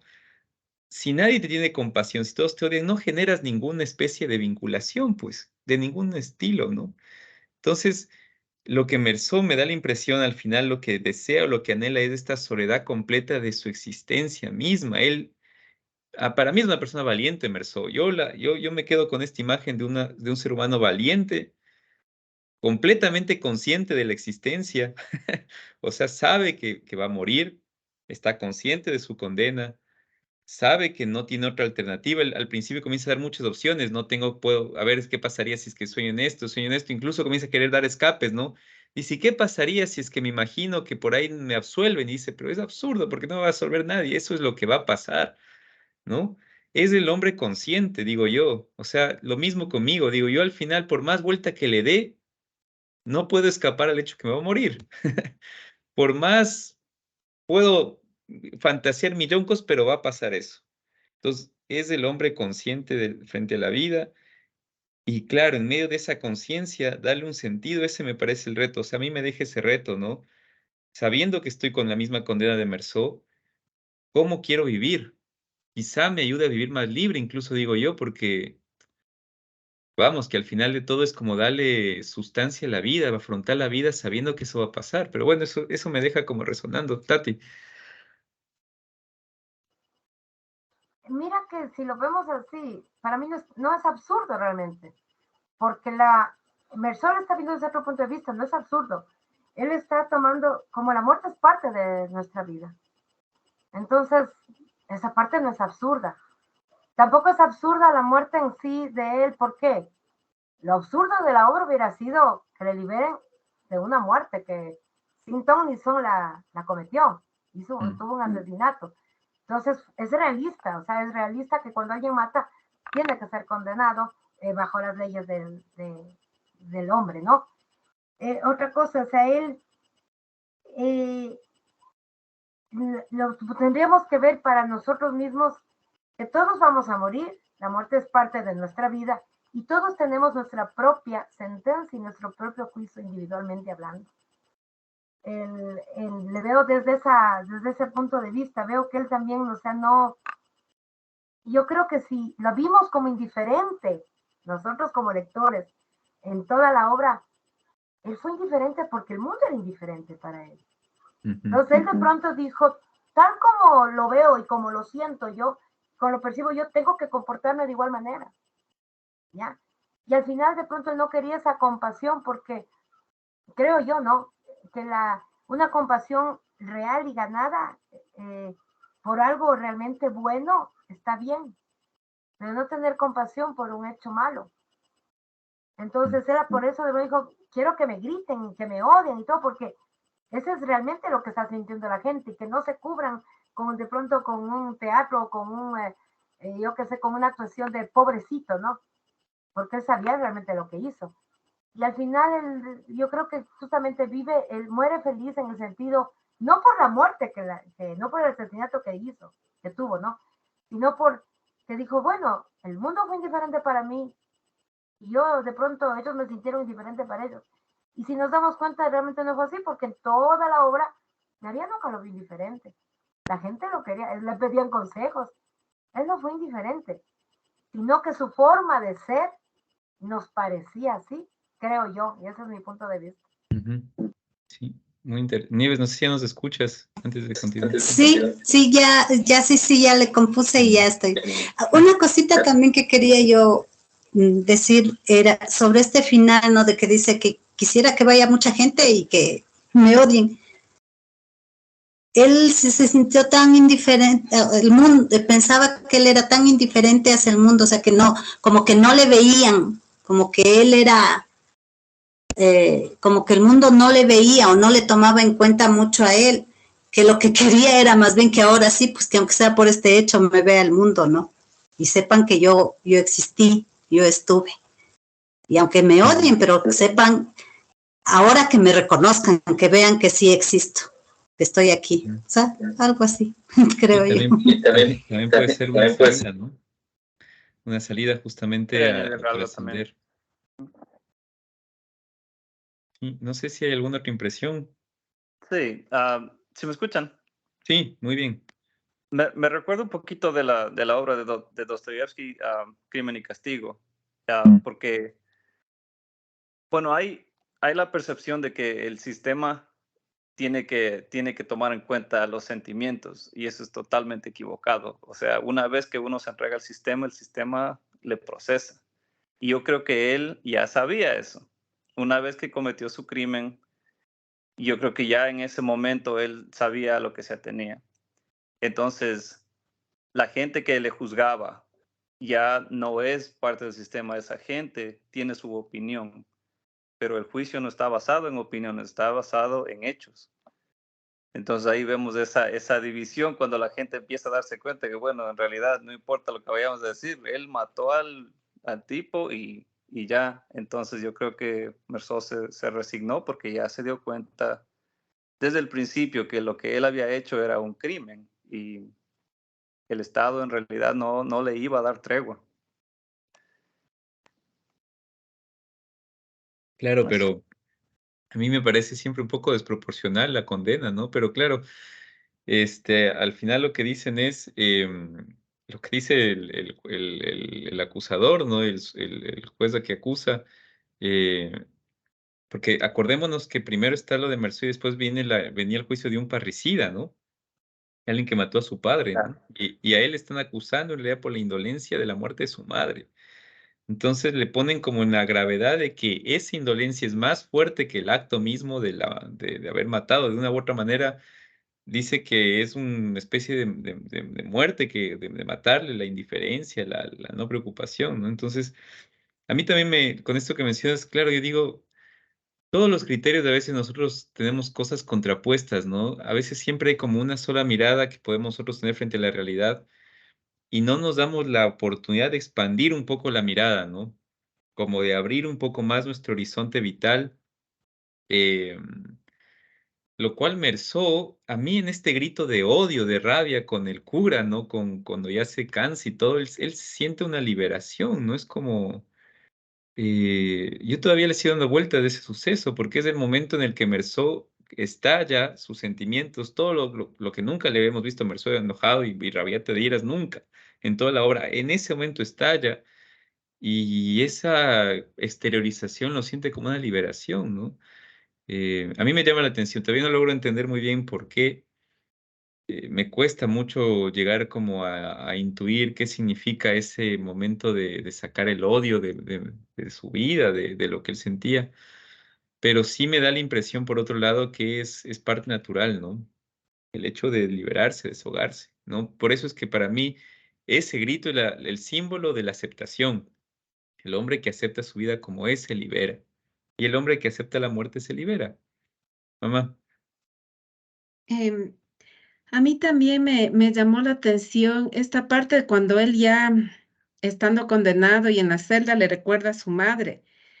Y él dice que comprende, o sea, es como que tiene un rato de lucidez y dice, comprendo por qué mi mamá, ahora comprendo por qué mi mamá tuvo su novio ya en su vejez, ¿no? Entonces, es como, entonces él dice, ¿no? Es como el volver a comenzar de nuevo. Esto le dio una ilusión. Entonces, claro, y él también, eh, y entonces esta parte que le da la ilusión es como que le libera. Entonces, eso es lo que él entiende. Entonces, la muerte es como una liberación, es como un volver a comenzar de nuevo. Entonces, así es como yo le entiendo que por eso le comprendía a su madre. eh, el tener un novio al final del camino, se puede decir, ¿no? Es una forma de volver a comenzar, de tener una liberación, no sé. Esta es una parte también que me quedó sonando y digo, no sé, ¿no? ¿Qué realmente significaba la muerte para él? ¿Será un volver a comenzar posiblemente, una liberación, tal vez? Pueda A mí, ser. a mí cuando dices esto me viene a la mente lo de lo que algún rato uno escucha, ¿no? Que una persona está muy tranquila y les cuento un caso aquí de un señor que se apellidaba Campana, un empresario rico, lleno de plata y toda la vaina, que él le dio cáncer a la faringe y le dieron más o menos 3 meses de vida, ¿no? Cuando sabía que los 3 meses iba a morir, cambió todo el trabajo que hacía y se puso a hacer algo que estaba llevado por sus sueños, ¿no? Em, Parecería que la muerte le estaba liberando. Ahorita que conversó, digo, y esto que mencionas de la mamá que se enamora y todo esto, digo, ¿por qué tiene que pasar este suceso para a veces nosotros darnos cuenta que la vida es efímera, que no estamos todo el tiempo aquí, que no somos eternos y que necesitamos construir sueños y tratar de cumplirlos y ser felices, ¿no? Lo de Mersó me parece una gran esperanza. Al final dice, soy y fui feliz, ¿no? Qué bonito, como decía Nieves, para mí sería también morir así, o sea, estar frente a la muerte ya cara a cara y decir, bueno, estoy feliz, ahora entiendo todo, ¿no? Ahora entiendo a mi mamá, ahora entiendo a mis papás, ahora entiendo a mis hermanos, ahora entiendo a mi familia, ahora entiendo mi trabajo, ahora entiendo todo, ¿no? Eh, Viví auténticamente, quizás sea la palabra. Ujú. Yo también creo que a lo mejor es una forma de agradecer la vida, ¿no? Al final del camino, agradecer la vida. O sea, porque el hecho de haber ser escogido para estar aquí, de haber disfrutado de esta tierra, o sea, sí, es una forma también de agradecimiento el hecho de irse feliz, ¿no? Ujú. Bonito, ¿no? Bonita imagen. Muy bien, gente, vamos a ir volviendo por temas de tiempo. Ya vamos a tener también la charla y la conferencia. Vamos a tener más espacios para seguir reflexionando y ahondar. Incluso nosotros podemos seguir ahondando, ¿no? Entonces, bueno, vamos volviendo, Ya. gente. Espero que vaya todo bien. Ya les he cerrado la sala por cosas de tiempo. ¿Cómo vamos? Bienvenidos de nuevo a la principal. De vuelta, de vuelta. Bien, todo bien, justo y necesario el tiempo. Sí, como decía esa frase que les mandé, nosotros no somos dueños del tiempo, el tiempo es dueño nuestro, ¿no? Lamentablemente. Ah, Muy bien. Bueno, gente, creo que ya cerramos el libro. Es un libro emocionantísimo. Yo les diría, vuelvan a leer el final. El final tiene una riqueza muy profunda. Creo que nos puede ayudar en nuestra vida personal también, no solamente en lo intelectual, sino para pensar, ¿no? ¿Qué harían ustedes? Bueno, todos tenemos la condena de Merceau, todos estamos condenados a muerte. Eh, a veces la gente que sabe que tiene, yo qué sé, le dan 1, 2, 3 meses de vida, hacen cambios radicales, ¿no? En su modo de vivir. Yo he visto gente que le dicen, tiene usted cáncer, va a durar un mes y parece que toda la vida le cambia. Hay gente que no, hay gente que vive con tranquilidad lo que ya ha estado haciendo, ¿no? En fin, cada uno afronta la realidad de distintas maneras. Yo creo que sí nos confronta mucho esto de Merceau y él al final muere feliz. Hay muchos elementos al final, les sugiero que lean, ¿no? El recordar a la mamá, el entender por qué la mamá vuelve a tener un novio, el entender por qué se libera él con un grito, qué significa eso, por qué quiere que al final le odien y no le tengan compasión en el momento de la muerte, ¿no? Eh, en fin, bueno, ya tendremos el jueves, no hay lectura, ya saben, nos damos vacaciones. El martes estamos con Diego Chamorro, que es un filósofo, escritor, en fin, literato, y que nos va a ayudar a cerrar lo de Camus con la mejor reflexión posible para seguir ahondando. Es más, o sea, nos va a dar mucho chance a preguntas. Entonces, si es que no les quedó claro el final, los detalles del final, pregúntenle. Ese es el momento, ¿no? Oye, ¿por qué quieren que la gente le odie al final? ¿O por qué se acuerda de la mamá? ¿O qué significó esto? No sé, bombardeenle de preguntas, que esa es la idea, sacarle el jugo al ponente, pues. Eso. Y ya para cerrar, y con esto ya no les quito más tiempo del que no somos dueños, así que en el fondo no le estoy quitando nada, no mentir. No, sí. eh, a ver, y me voy a poner un poco más serio. ¿Saben qué? Les quería comentar, el día sábado se reunieron, bueno, hubieron dos reuniones. Yo me reuní aquí con Avi, que vino a Buenos Aires, y les mandé una fotografía.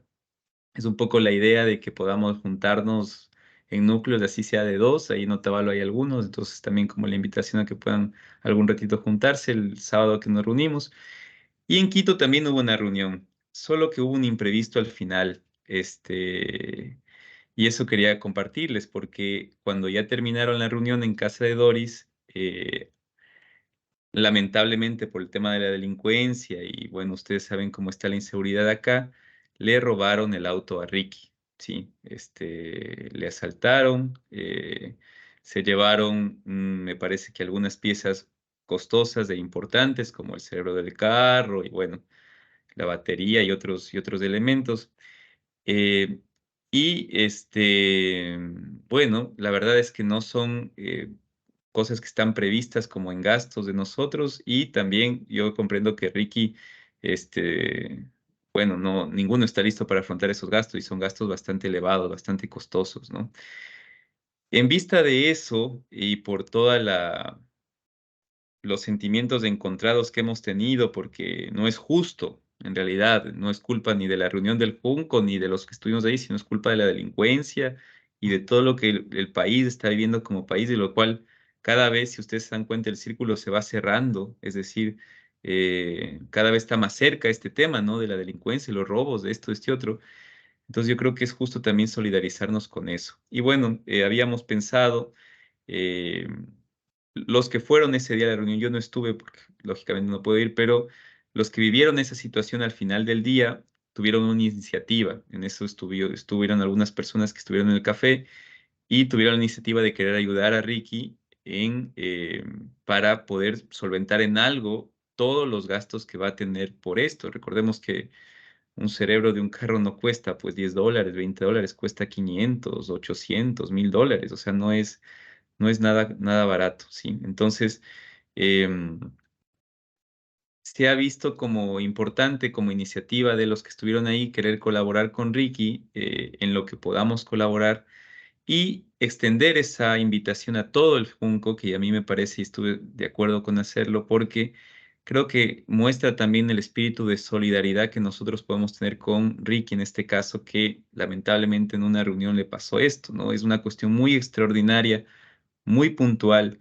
Como ustedes saben, en el Junco no hacemos esto de solicitar contribuciones económicas, pero yo sí creo que por esta situación en concreto hay que hacer una excepción, es decir, las personas que puedan colaborar con algún valor simbólico, con lo que ustedes puedan, yo sé que cada uno está con sus cuestiones y colaborar para poder solventar de parte del Junco algo a la reparación del robo de Ricky, pues les agradecería mucho, ¿sí? Recordemos también que estamos haciendo una república de la amistad, entonces parte de sentir una comunidad es el hecho de sentir que nos apoyamos y nos ayudamos mutuamente, ¿sí? Más aún, sobre todo cuando esto pasó en una reunión del Junco, ¿no? Em, entonces, lo que les pediría es eso, que las personas que puedan colaborar y quieran colaborar, no es obligatorio, por supuesto, pero las personas que quieran colaborar con 50 centavos hasta lo que quieran, es decir, no se ve tanto la cuestión de la cantidad, sino de lo simbólico, del hecho de sentirnos solidarios, poder escribirme a mí un mensaje por interno, la persona que quiera hacer la donación y nosotros le daremos una cuenta que será la del Alexis, porque vamos a tener como una triangulación, es decir, yo voy a recetar a las personas que quieran donar algo, Alexis va a ser el de la cuenta y otra persona más va a ser el control para al final tener claridad en los procesos y entregarle la suma total de lo que hemos podido recaudar aquí en el Junco a Ricky, ¿sí? En este caso, yo creo que es una muestra de eso, de sentirnos unidos en estos tiempos tan difíciles Y también yo recuerdo mucho, a mí me da mucho una sensación de bienestar. Les cuento una historia y con esto le doy paso a Tati, que levantó la mano y que me parece que también estuvo en la reunión del sábado. Cuando los romanos viejos que ya han estado en la guerra se retiraban de la guerra después de una larga batalla, se iban a una ciudad que se llamaba Mérida Augusta. De ahí viene lo que nosotros conocemos pues como los profesores eméritos, ¿no? De ahí sale de ese nombre. Y ahí iban los soldados ya viejos, retirados, ¿no? Que habían terminado todo su servicio militar con Roma. Y cuando iban entrando a la ciudad, en el dintel de la ciudad, había una frase que a mí siempre me ha gustado mucho. Y la frase es, tengo lo que he dado. Y en realidad eso es lo que tenemos. Al final tenemos lo que hemos dado, ¿sí? Y yo le quiero agradecer a todos ustedes por la generosidad que puedan contribuir. Yo creo que esta situación difícil, dura, también a nosotros nos ayuda porque, como diría Dante Alighieri, esta situación lo que hace es incrementar en nosotros el amor. Eso es eso. O sea, en nosotros nos incentiva a incrementar nuestro amor porque nos lleva a la solidaridad. Entonces, esta situación difícil tiene un fin por lo menos bueno porque nos ayuda a ser solidarios. Entonces, eso, gente, como pedido, Tati, ¿ibas a decir algo para ir cerrando? Sí, buenas noches con todos. Nosotros queríamos ver, a ver qué de las dos opciones estamos más de acuerdo o si hay alguna otra propuesta. Decíamos, como tú dices, dar algo simbólico, lo que cada uno desee, o en su defecto, hacer una rifa. Y las personas ahorita que están afuera, como no van a poder ganarse nada, podrían hacerlo libremente, ¿no? Y los que estamos aquí en lo que es Quito, yo qué sé, hacer una rifa, vender, yo me invento unos 5 boletos cada uno, ponemos a $3 y de ahí, y aparte, si quieren dar alguna contribución o dar boletos como se hacen ahora, no ni siquiera en imprenta, sino hacerlos de forma digital. Y proponíamos que las personas que queramos donar algo para la rifa, lo donemos y poder ver si es que de esa forma también se podría hacer. Obviamente, veamos lo que la mayoría queramos y decidamos, ¿no? Esa era una opción. Sí, gracias, Tati. Sí, yo entiendo mucho o sea, cada uno, yo sé que lo que pasó en el sábado fue un poco impactante, ¿no? Y claro que es impactante y queremos como solidarizarnos y esto, pero sí considero que el tema de la rifa implica mucha organización y implica alguien que esté al frente de esto, que haga las colectas, que retire eso, y yo creo que todavía no estamos como en esa sintonía para organizar y además todas rifas son compromisos, yo considero que por esta vez resulta demasiado complejo realmente hacer una rifa. Por esta vez, quizá para una ocasión especial, pues se podría hacer, pero por esta vez creo que es un poco complejo. Entonces, lo que sí apelo es a eso, más bien al tema de poder donar con lo que se pueda, ¿no? Es decir, como tú dices, Tati, simbólico, ¿no? Y no es no obligatorio, ¿ah? Libremente, yo sé que cada uno está en situaciones distintas económicamente hablando, pero sí, donar es en estos días, en esta semana, y ya cuando tenemos la totalidad, yo les diré cuánto tenemos de recaudado y cuánto le vamos a poder dar a Ricky con mucho cariño y mucha generosidad, porque es parte de nuestra comunidad y por lo que sucedió que no es previsto por nadie y que sí me da un poco de coraje que ojalá no caigamos en la misma, bueno, ahorita ya podemos contrastar en la misma apatía de Mercedes frente al mundo, ¿no? Es decir, no está bien esto que está pasando en Ecuador. Eh, Algo tiene que cambiar. ¿Y cómo hacerlo? Pues con nosotros. Algo tenemos que hacer. No podemos pensar que todos nos van a dar haciendo, ¿no? Los gobiernos.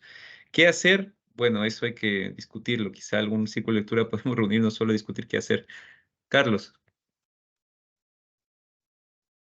Bueno, yo no sé exactamente cómo funciona ya en Ecuador cuando se hace este tipo de campañas, pero aquí lo más fácil y práctico es abrir una campaña de GoFundMe. Entonces, en GoFundMe usted pone la causa y las contribuciones son todo de electrónico. Entonces, yo creo que sí funciona en Ecuador también porque en mi familia pasó también hace no mucho tiempo un mal suceso y pudimos toda la familia donar desde aquí, desde Europa también, a través de GoFundMe. O sea, eso lo sugiero yo para hacerle más fácil.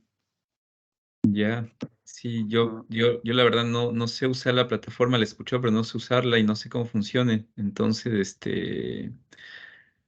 no sé. Yo creería, o sea, lo que habíamos pensado es una transferencia a una cuenta, en este caso de la de Alexis, las personas que quieran, y para tener la mayor transparencia posible. Está viendo retornos. Tati, creo que sí puedes apagar. Está para tener la mayor transparencia posible, hacerlo entre tres, es decir, Alexis se va a la cuenta de Alexis y yo recibo los vouchers de los depósitos que hagan y eso lo pasamos a una tercera persona más para que entre tres se transparente el proceso completamente. Ahora, tengan la confianza que el dinero va a ir a lo que tiene que ir y que nadie va a estar haciendo ninguna cosa inescrupulosa, pero aún así, confiando en que los que estamos al frente no va a pasar nada de eso, igual siempre tener procesos claros ayuda a que las cosas sean claras y que haya completa transparencia y naturalidad. Eso siempre es así en todo lado. Entonces, eso, no sé si por ahí algo más que tengan que agregar de esto, ¿les parece bien? Yo creo, como les digo, es voluntario, no es nada, y es por solidarizarnos. Eh, por ahí Ricky ya nos envió la proforma de cuánto está costando y está por sobre los $1,000, o sea que no es una cantidad, o sea, no es fácil pagar, y menos en estos tiempos. Y bueno, entonces, eso, mamá, ya vamos cerrando contigo. Ya. Sí, yo solamente quería un poco también apelar a la sensibilidad, ¿no? Yo también estuve en esa reunión y realmente a mí sí me impactó el hecho que sucedió, ¿no? Porque realmente igual pudo haber sido mi vehículo. Entonces, igual, o sea, eso ya fue algo, un imprevisto, ¿no? Algo que no esperábamos y también bastante indignante, ¿no? De que la delincuencia actúe de esa forma. O sea, uno se siente totalmente violentado. Y eso, pues, apelar a la sensibilidad, yo creo que es muy importante. Como bien digo, o sea, posiblemente pude haber sido yo, pudo haber sido Alexis, cualquiera de nosotros. Eso más. Y me parece buena la idea, o sea, de que sea libre, voluntario, lo que se pueda y los que no, tranquilos, no creo que haya ningún inconveniente. Eso nomás, muchas gracias. Gracias, mamá. Sí, como dices, un impacto fuerte. Tengo entendido que llegó un carro y en cuestión de 3 minutos vació el cerebro, vació la batería, vació todo. Es muy indignante, ¿no? Y yo creo que, como les digo, solidaricémonos. Al final de cuentas, todo lo que se da regresa. Entonces, me parece que es oportuno. Y sobre todo porque sucedió en un café del Junco. Entonces, bueno, ya también nos queda elección, quizá para próximas reuniones, de encontrar por lo menos un parqueadero seguro y un lugar donde podamos sentirnos más seguros, apelando a esta inseguridad tremenda que estamos viviendo, ¿no? Eso ya nos quedará como lección. Eh, pero creo que lo bonito de esto, y ya con eso acabo para Alexis, es saber que es una comunidad de apoyo también la que estamos aquí viviendo, ¿no? Es la idea de la República de la Amistad, cuando alguno tenga estos imprevistos en espacios así de lectura, pues bueno, creo que estamos ahí para dar una mano. Como digo, basta con un valor simbólico, es decir, con mucho o poco uno va viendo, pero es importante, ¿no? Alexao.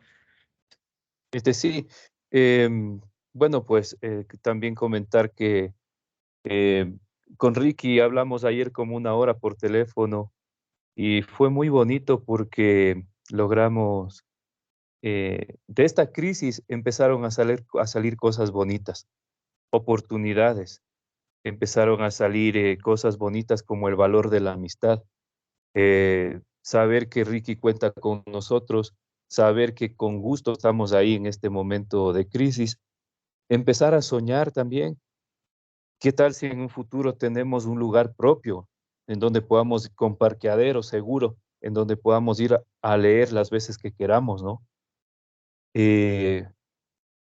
No quedarnos. Eso es una situación que en el país está afectando. Estamos entrando en el miedo a causa del terrorismo. Y un pueblo con miedo es muy manipulable. Entonces, ¿por qué leemos? ¿Por qué nos pasan estas cosas imprevistas? Quizás es también para darnos cuenta que lo que estamos haciendo con la lectura es una forma de crear comunidad, de crear amistad y de también de aportar con algo sano al país, ¿no? Porque la mayoría de gente que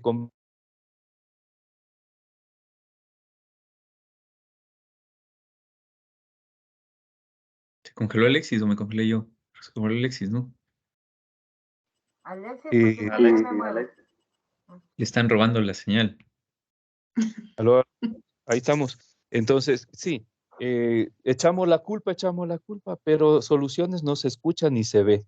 Entonces yo creo que del Junco, primero, la República de la Amistad, que es algo tan bonito que se ha ido, que se va construyendo, tiene su primera situación y vamos a estar ahí presentes para consolidar nuestra amistad. Y segundo, eh, ¿por qué leemos?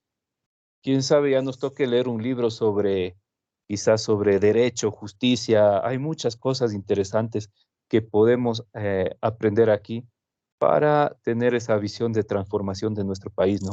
Así que motivarles a que sigamos leyendo y a que sigamos profundizando en nuestra amistad, sigamos siendo amigos. Eso nomás. Realizado. Muy bien, gente. Entonces quedamos así. Si alguien desea donar algo, para lo de Ricky, esta semana me escriben al interno y yo les envío la cuenta del Alexis y así nos vamos a manejar. Como digo, es libre, es voluntario, pero como creo que es bonito también el hecho de lo simbólico y de solidarizarnos de eso. Así que gracias, gente. Si no hay nada más con este tema, ya cerramos acá. Cuídense, por favor, cuidémonos entre nosotros también. Tengamos siempre nuestras medidas de precaución, como dicen, no cayendo en el miedo, pero cuidándonos. Ricky, algo ibas a comentar.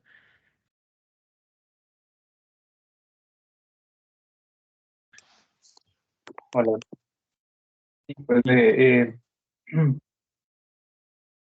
la verdad, no me canso de decir que me siento muy apenado por esto y la verdad, no tengo palabras para...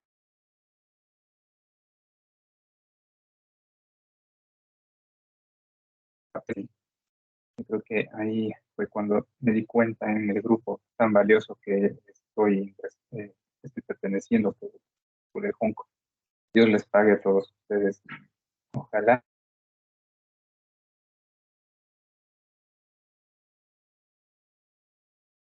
se hace lo mismo. Cuídense mucho y nada, no tengo más que decirles que muchas gracias Dios les pague por este apoyo. Y,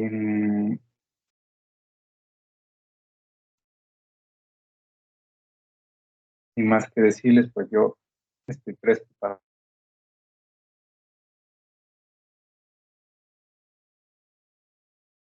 ayudar, yo pueda colaborarles o apoyarles.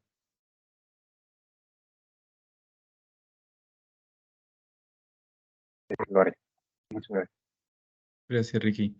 No, y gracias, como te decía, por incrementar nuestro amor, ¿no? Yo creo que es lo más bonito, es decir, eh, si algún día leen a Eric Fromm, tiene un librito que se llama El arte de amar, y una de las cosas más bonitas que dice Eric Fromm en este librito es que no hay nada más realizador para un ser humano la capacidad para ser generosos. Es como lo que nos permite realizarnos como seres humanos en el fondo. Y para Eric Fromm, la pobreza más grande es la incapacidad de poder dar, ¿no? Porque la gente que no puede dar eh, está muy limitada, ¿no? Entonces, más bien agradecerte, Ricky, por tu confianza y por estar en el círculo siempre.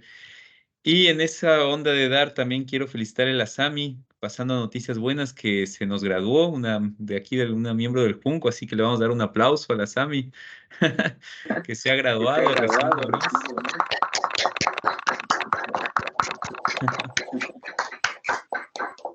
Desearte, Sami, todos los buenos augurios en la vida, que puedas ir cosechando muchos más méritos, muchos más éxitos en la vida. Nos alegramos contigo. Te deseamos todo lo mejor y nos sentimos orgullosos de tener en este espacio donde podemos disfrutar de tu compañía, de tus reflexiones, de tu presencia. Tú eres un bien para nuestras vidas y esperamos que siempre nosotros también seamos un bien para la tuya. Así que gracias, Sami, y bueno, a seguir festejando esos logros. Felicidades. Muchas gracias a todos. Muy bien. Bueno, ahora sí nos vamos, ya que nos hemos quedado malanochados, pero vale la pena malanocharse por un libro. No hay sensación más satisfactoria que terminar un libro, que decir, caramba, pude acabar un libro, sé de lo que trata. Y bueno, nos veremos el martes, el jueves no nos veremos. Sé que van a extrañar el Junco, no me lo digan. Yo extrañaré el no tener reunión. Y ya nos vemos el martes con la conferencia. La conferencia es media hora más también. Ustedes saben, siempre nos vamos esa media hora más, de 9 a 10:30. Y ya les pasaremos el fiches. Es abierto, inviten a todos los que quieran. Y bueno, después tenemos los productos artísticos que ya sabemos cómo funciona. Eso, gente, nos veremos entonces el martes. Cuídense. Sueñen con Mersó. Linda noche. Que tengan una buena noche. Gracias, compañero. Uy, están de eco la gente.